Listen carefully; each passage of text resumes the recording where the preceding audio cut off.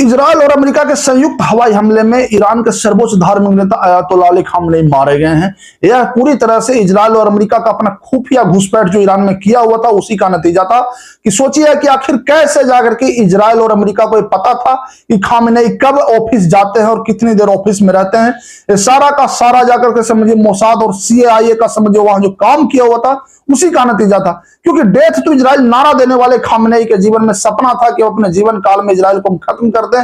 आखिरकार उनका सपना सपना ही रह गया और जाकर के इजराइल और अमेरिका ने मिल करके उनका जो है सो एक 9:30 बजे इतनी सटीकता से बंकर बस्टर बम गिरा करके उनको जो खत्म किया है, ये पूरी तरह से समझिए वहां खुफिया घुसपैठ ईरान के हर ऑफिस में पहुंच चुका था। यानी जो खामनेई अपनी ताकत पर बल मतलब घमंड करते थे, वो खुद जाकर के उनको एक बार भी अंदाजा नहीं था कि वो ताकत खोखला है और हमारे हर सरकारी ऑफिस में CIA और मोसाद का घुसपैठ हो चुका है।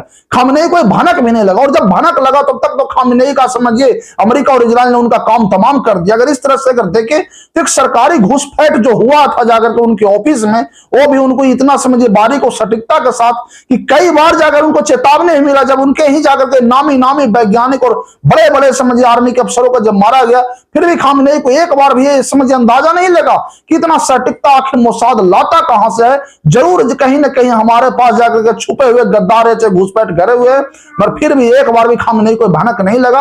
और अमेरिका और इजराइल के लिए एक जीत की बात यही हुआ कि अपने मोसाद और CIA एजेंट को इतनी सटीकता से वहां घुसा रखे थे कि सुप्रीम लीडर को भी इसका भनक तक नहीं लगा और इसी का कीमत उनको चुकाना पड़ा जाकर के। बंकर बस्टर बम जो ऐसा था जाकर के कि नीचे जमीन में कितने भी छुपे रहे उसको ध्वस्त कर देता है। ऑफिस में ये थे मीटिंग कर रहे थे, बंकर बस्टर बम ने उन्हें खत्म कर दिया। अमेरिका इजराइल समझिए वहां CIA और मोसाद का जो घुसपैठ था उसी का यह नतीजा था।